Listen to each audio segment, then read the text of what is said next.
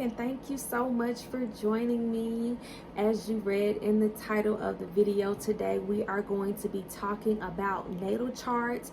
I'm going to show you guys how to pull your natal chart in 4 easy steps. And then this is like basic knowledge that we all need to know going forward, because the way that I'm teaching astrology on this platform is going to be very personal. So I want you to have this knowledge and be able to apply this knowledge in your own life, because you must first know yourself, know thyself, before you can try to control or manipulate or work with other energies outside of you. So yes, we're going to talk about that. We're going to get into that today. But before we do, I have a few quick announcements that I want to make. So I have a lot of exciting new content coming up for you guys. I'm just so grateful to be able to have this platform and to share it with you all, because I can definitely see where my vision is going. When I first started, I didn't start initially because I wasn't quite sure of the vision or what exactly I wanted to teach, what area I wanted to really expound on and really share with you guys. But the overwhelming majority of people told me, we want to learn astrology. We want to learn how it all works. We want to learn from beginning to end so we can understand the language of astrology. So of course, you know, that makes perfect sense because I love astrology and I talk about it a lot. But I felt like it was such a broad topic. There are so many different types of astrology, so many different ways you can look at astrology. I didn't even know where to start. But as I did get started, I've really honed in on the area that I feel like I can really teach and help the most with. And I feel like that area that I'm really excited about diving into with you guys is Kemetic astrology. Learning the concepts that are taught in Kemetic astrology will really be beneficial in the process of helping us shift into unity consciousness, oneness consciousness, because you have to understand the Western society that we live in and the concepts of time that they have and the way that they view time, and the way that our ancestors and ancient civilizations view time and the way that they taught time and their concepts of time. They are two totally different concepts, you know. And we are shifting back into more of the ancient practices and the ancient ways, you know. So this is definitely something that's going to be beneficial in helping everyone really upgrade to the energy that's coming and really use it to their benefit. And I'm just grateful that I can be able to teach you guys. But that is kind of far off.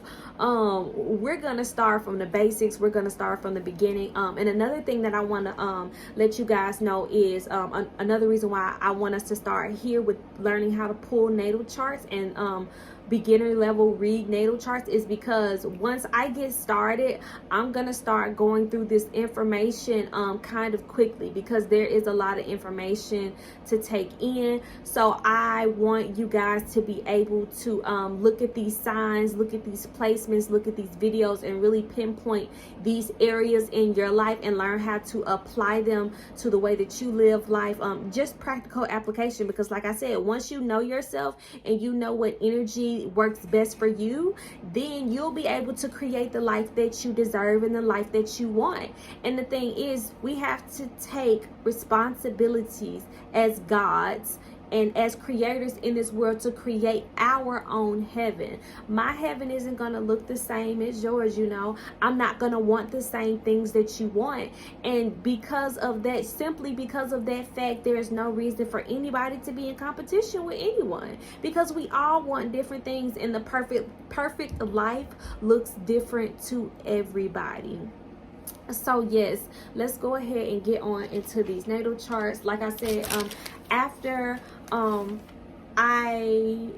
we go through this, I'm also going to release a video giving you guys the update on Mars in Gemini, because you know Mars was in Taurus for all January, for all February, and Mars was making some harsh aspects to all of the planets that were in Aquarius in January and February as well. And so because of that, you know, we've had this really tense energy. And then also, I'm gonna get into that later. I got a lot of information to give you guys about Mars and Gemini, but basically Mars has moved out of Taurus and Mars is now in the sign of Gemini. This is going to be a transit that is going to be lasting until the end of April. I think it's April 23rd. And it's going to be so helpful in really being able to soak in this information and really use this information practically. So let me tell you, you guys are in the perfect place at the perfect time to be able to shift upwards and really shift into that fifth dimensional thinking and that fifth dimensional energy, that community consciousness, the philosophy of oneness. So yes, I'm just so grateful. I'm grateful for y'all just like y'all are grateful for me. Okay, so let's go ahead, and I got my notes, y'all. I got plenty of notes because I have so much information to give you guys. I want to make sure that I don't miss anything. But that's per usual though. For those of you guys who know me from Facebook and the videos that I've done live on Facebook and, you know, YouTube and everything else like that, you guys already know I'm very thorough.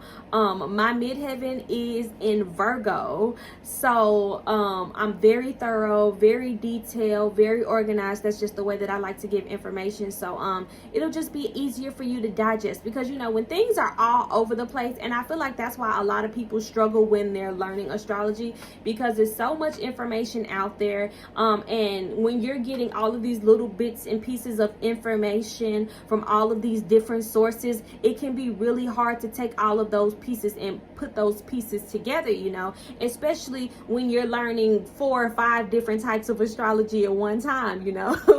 all of those concepts aren't going to match, all of those philosophies are going to match. So I'm glad that I'm able to give you guys a platform where I'm going to teach you astrology in a cohesive manner where it builds upon each level, and you can start putting this information together practically. Okay, so now that I got all of that out of the way, let's go ahead and dive into how to pull and to read a birth chart. So let's start out with the fact that learning how to pull and read a birth chart is such a life-changing skill. Let me tell you, when I got this skill, when I learned how to pull natal charts and I learned how to pull birth charts, it really helped me in discerning. It really helped my discernment, because the thing about astrology is even though it's more of a feminine energy type of art and philosophy, it's also very black and white on the paper once you know what the energy is and how to read the energy and how energies connect and interact with one another. Honestly, astrology and chemistry are a lot alike, because when you're dealing with energy, certain energies mix and they match and they make wonderful blends, and then certain energies, if you put them together, they're very explosive, you know. It's just like chemistry. Actually, it's exactly it's the same concept as chemistry. Like I said, I'm dealing with in the concept of oneness. So everything is connected when we're talking about the concept of oneness. So like I said, life-changing skill. It changed my life tremendously, and I know it's going to help change yours as well. So the first step in before you try to pull your natal chart, before you go to the website or anything else like that, you need to have certain information. And the things that you need to have is you need to have your birthday, so month, date, year. You need to have the location of your birth, so city and state, and you also need to have the time of your birth. Those are the 3 components that you will need in order to be able to pull your birth chart. Now, I know some people say, well, Kenya, I don't have my birth time. Where do I get my birth time? Well, I always tell people, of course, look on your birth certificate. But I also know that a lot of people say that their birth time actually isn't on their birth certificate. So one thing that I found that's a really helpful tidbit of information is, if you don't have your birth time on your birth certificate, then you can either contact the birthing, what do they call it, the vital records, the vital records department at the hospital that you were born at, or at the county department, wherever you get your birth certificate at, but request the long form version of your birth certificate. This is something that that will definitely have your birth time on it. And if you want to go through the process of actually becoming sovereign as a citizen, or to live in this United States, that's a whole nother process. That's something that you're gonna need as well. It's a really important document that you can have that'll aid you in a lot of different processes. So the long form version of your birth certificate, that's a way that you can get your birth time for sure. Okay, so yes, so now let's just say we've got this information. We got these 3 birthday, birth time, and location of birth. So now we want to go to a natal chart calculator that you can find on the internet. Now I have 2 natal chart calculators linked below. So if you haven't pulled your natal chart, just go to the description box and click on one of the links or both of the links and put in that information, and then you'll be able to get a copy of your natal chart.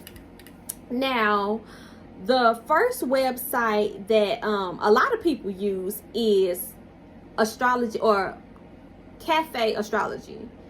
Yeah, Cafe Astrology. So basically, when you go to Cafe Astrology, you pull up your natal chart, and it'll basically give you a list of every placement that you have. Now, this is a great place to start, because I know a lot of people struggle with the wheel version of looking at a natal chart. So if you don't understand the wheel version, but you want to start learning yourself and learning about your energy, then that Cafe Astrology version of your natal chart is a great place to start. It's like astrology for training wheels. Okay, y'all, and periodically I'm going to take breaks to drink my tea and to take a few deep breaths, because this Mars and Gemini energy has already hit, and I am feeling the effects of it fully. Mars is a sign that's a really fast moving sign. It's a sign of initiation, and Gemini is ruled by Mercury, which is the planet of communication, but Mercury also rules the mind. So this particular transit will have your mind racing and have your mind moving fast. And I know for me, my mouth will try to catch up with my mind, and I just be going too fast. So I'm gonna try to slow down and make sure that you guys are actually getting this information. Okay, so let's go back to pulling your natal chart. Honestly, I would recommend pulling both the wheel version and the actual chart version if you're first getting started, because both of these things they have their pros and their cons. They have their places where they can help you, and working with them together, it makes it a whole lot easier to understand. For me, that's how I started out. I started with the wheel and with the my actual list form of my placements, because that way it made it a lot easier for me to learn the symbols for the planets, to learn the symbols for the zodiacs, and to learn the symbols for the aspects. That's another thing about Eastern culture versus Western philosophy. Eastern philosophy and Eastern concepts are generally symbols. They aren't actual written words. They are symbols, and you have to be able to understand and look at the symbol and decipher the symbol in order to understand what's going on. So that's, I feel like, one of the major reasons why a lot of people struggle with astrology is because you have to kind of be intuitive and you have to understand the symbols. Now, not saying you can't be a good astrologer if you're not very intuitive, or if you don't have a lot of water in your chart. It's not what I'm saying at all. But what I'm saying is it is a very intuitive philosophy and intuitive science. And once you're able to merge your intuition with it, you're able to download messages, and that's a really quick and easy way to connect with the divine. Okay, so now that we have both the list and the wheel version, let's focus in on the wheel version. So another important thing to understand when you're looking at a birth chart is the geometry of a birth chart, okay? So we know the birth chart is a wheel. It's a circle. It's 360 degrees, and it has 12 signs. Now, in Western astrology, every sign has 29 degrees. So let's just make it an even 30. And 30 times 12 is 360. So there you go. That's how we have the full circle or zodiac wheel in astrology. Now, the degrees are important when you really get into understanding the aspects, or really understanding how the planets and the signs interact in the relationship with each other. But on a very basic level, degrees will tell you how intense the energy was, or what stage the energy was in when you incarnated. So for example, if you are a Leo at 15 degrees, if you were born with a Leo sun at 15 degrees, that means you were born smack dead in the middle of that energy when the Leo energy is most intense, versus somebody who may have been born a Leo at 29 degrees. That means you only really have a little bit of that Leo energy, and you may have more of that Virgo energy. It was more it was closer to that Virgo. It was in the last degrees of Leo, you know. So basically, or if you're at the beginning stages, so let's just say you were at 2 degrees Leo, that means you were just getting into that Leo energy. So you may have some characteristics of Leo, and it may take it a little bit longer for you to develop them, but it just shows you in what stage of the journey, or in the psychological process that you were in that sign, and how strong that energy is.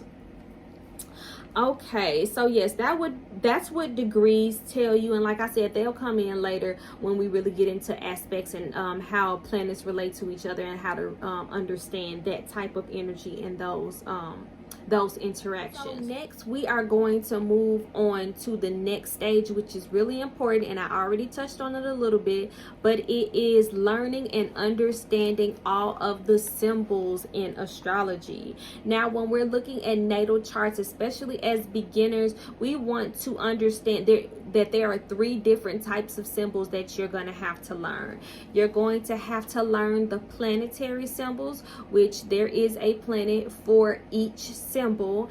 And what's so funny to me is all of this stuff was kind of subconscious knowledge for me, because I was the type of kid, I love Sailor Moon, you know, and stuff like that. So I already knew what each planetary symbol was, because each planetary symbol was on each Sailor Scout, you know.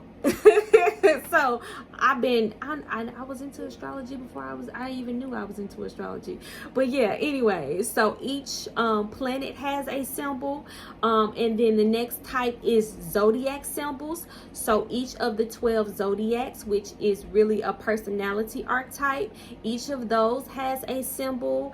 And then finally, you want to understand the aspect symbols. And when I'm talking about aspects, I'm talking about conjunctions, I'm talking about trines, I'm talking about squares, you know. These are all of the aspects, and the aspects tells you, like I said, how these planets' energies are interacting with each other. So whether it's harmonious, or whether it's more difficult, whether it's going to be, you know, a struggle, or it really tells you what areas to focus on, you know, where these areas are going to play out.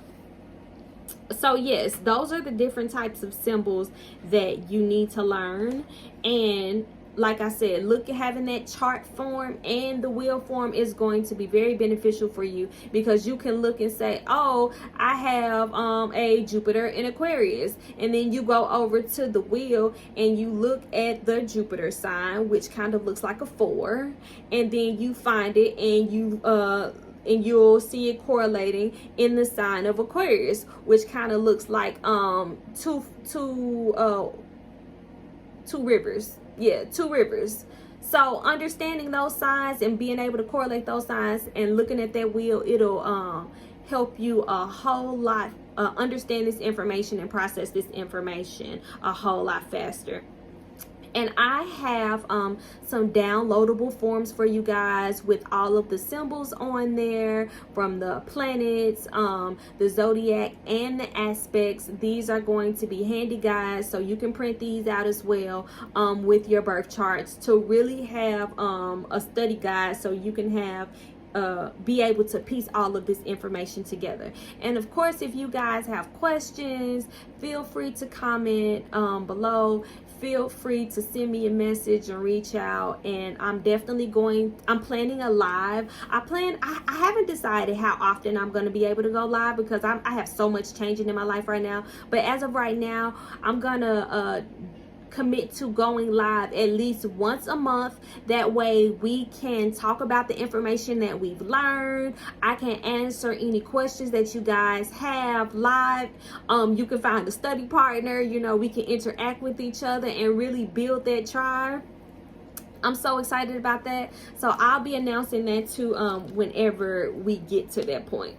But yes, I'm gonna have I have some forms for you guys, so just download it and keep these and work with them, and this is gonna help you out a whole lot. So next, we're going to move on to understanding the houses. Now, understanding the house system is a really major component in deciphering natal charts, because each house in astrology is like a classroom. So you go to the first house to learn about yourself, and then you go to the second house to learn about what you value, and then you go to the third house, you know, to learn how to communicate and really get into your mind, and then you go to the fourth house and then you start relating that to your family and your household. It's a whole journey of the evolution of a soul, or the evolution of someone's mind. So this information is important, because first, knowing what classroom you're in will tell you what lesson you're supposed to be learning in that house, and then coordinating that with whatever sign is in that house, whatever sign and whatever planet is in that house will even further give you information as to what type of philosophy that you should carry out when dealing with that particular area in your life. So let's just say you have, excuse me, I feel like I got something on my nose. Okay, so let's just say you have a Libra moon in the 5th house. So with a Libra moon in the 5th house, that would tell me, number one, let's start with the house. So that's the classroom. So that's the 5th house rules the house of play, the house of your inner child, the house of recreation, the house of children, the house of joy and laughter. You know, the 5th house is ruled by Leo. So if you have a Libra moon, and once again, Libra is the sign of harmony, the sign of balance, then that would tell me that the emotional habits that you have with your mother were formed off of a relationship that was very playful. It was your mom may have encouraged you to go after your dreams and to really be creative, you know. She may have really just encouraged that inner child with you. So that's just kind of one example of how that information or how those placements can play out. And then also another important component in learning the house system is learning what planet rules the house. So the easiest way to learn or to figure out what planet rules which house is by using the whole house system. Now, when I do my astrology readings and when I'm dealing with people, I use the whole house system, but I'm also aware that, you know, it doesn't always play out like that. Like, for example, for me, I have a Sagittarius rising. So if we're using whole house systems, then that means I will have Sagittarius in the first, Capricorn in the second, you know, and so on and so forth. But when I actually look at my chart, not only do I have Sagittarius in the first house, but I have the planet Uranus in the first house. So you have to pay attention to what planets are also in the houses as well, you know. So that's a whole nother topic, but for the sake of simplifying things, let's just use whole house system. So let's just say if you have a Capricorn rising, so that means you would have Capricorn in the first, Aquarius in the second, Pisces in the third, Aries in the fourth, and so on and so forth, all the way up to, you know, we get back to Capricorn again. That means you would have Pisces in the 12th. Okay, so like I said, if you have Capricorn in the first, that means you have Pisces in the second. So with Pisces in the second house, which is ruled by Taurus, the second house rules Taurus, so that's what you value, your physical possessions. That's also like the process of preservation. It's fixed energy, so you want things to stay the same. That means that if you have the second house ruled by Pisces, then that means that you would value your spirituality. You would value your time by yourself. But Pisces is ruled by Neptune. So if you had that placement, then that means your second house would be ruled by the planet Neptune. And what is the planet Neptune? The planet Neptune is about dreams. It rules movies. It rules illusions. It rules your spirituality. It rules places that are kind of like tucked off. It rules being by yourself. It rules your dreams. So it also rules prisons. It rules hospitals. It rules mental institutions, all of those types of things, your subconscious mind. So if you had that placement, then your creativity, your mind, your dreams, your spirituality, your peace, and your value, those would be that would be the type of value system that you would have to adopt, a value system that put all of those things into play. And that's kind of how you use that energy. You look at the house, you look at the planet that's in the house, and then you look at the you look at the sign that the planet is in, and then through all of that, you start at the house and you work your way down and you interpret that energy. So yes, that is a little tidbit of how you work with the house system. And once you really master the art of learning the house system, then that really will take you from beginner's level astrology to more of an intermediate level astrology. But it's also very important to learn these things separately, because even though all of these things coordinate, all of these things aren't the same. So for example, the lessons that a Aries person needs to learn, or the energy that an Aries sun person needs to exude, may be different than the energy that a Mars dominant person needs to be in. So it's similar, it's connected, but it's different, and it's very important to learn these differences. Okay, and the final component that you need, or that you really want to start looking at and understanding when you're dealing with natal charts, is the aspects. Now, the aspects are going to tell you, like I said earlier, what is the relationship that these planets have to one another. So, for example, that's that Mars and Gemini energy. Hold on, let me breathe.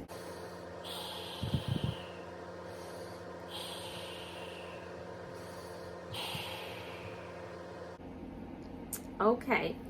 So, for example, if you have a Mars square Mercury in your chart, then that tells you relationship that Mars has with Mercury. Now, a square, and this is the way that my mind works, when planets square off, I feel like they squaring up. So that means they finna fight. That means they are on opposite ends of the energy. They're polarized, and there needs to be like a middle point. There needs to be a balancing point.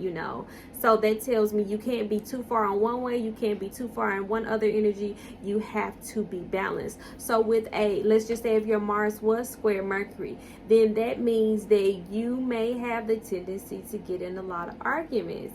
You may have a tendency to talk before you actually think out the things that you're saying, or you may have the tendency to threaten people.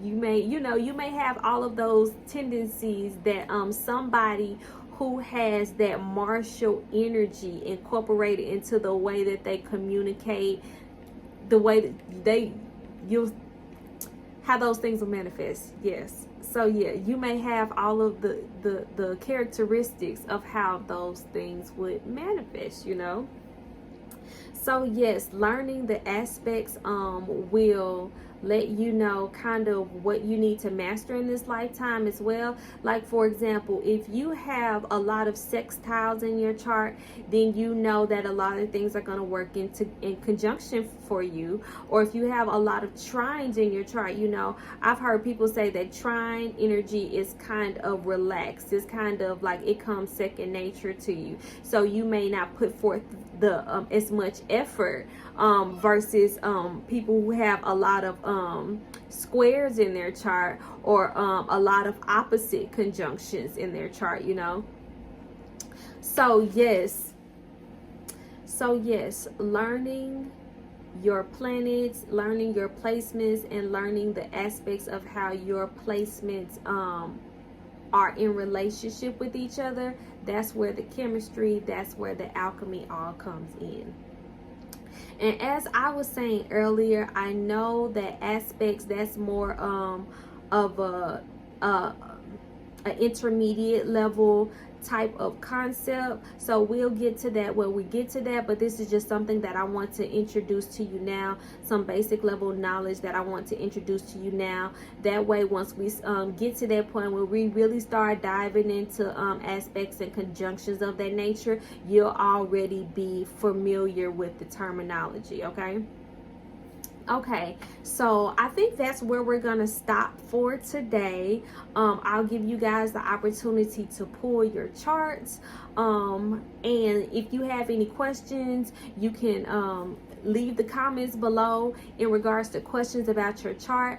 The way that I'm going to format these videos are, first I'm going to go into the planets, then I'm going to go into the zodiacs, then I'm going to go into the houses, and then I will go into more aspects. So what a Mars in Gemini look like versus a Mars in Leo, and a Mars in Taurus, and a Mars in Virgo, Mars in Scorpio. I'll go into each placement like that. So I'm going to give you guys a really cohesive, comprehensive way to put this information into play, into learning this information. And then once we get all of that information down, we can get into the Kemetic astrology. Kemetic astrology, medical astrology. There's so many different types of astrology that you can learn, and all of these different things, all of these different concepts and forms have given me added so much value to my life. So I'm just happy to be able to share that value with you guys. If you know people who could benefit for this information, make sure you share my Patreon page. Make sure you share our tribe. Let them know that there's actually a place where you can learn this information and we can do it all together. Like I said, 2021 is going to be about building tribe, so that way we can step into purpose together and support one another. So like I said, I'm just grateful to share this space with you guys. So yes, get those birth charts together and see you at the next video. And until next time, love you guys. Peace.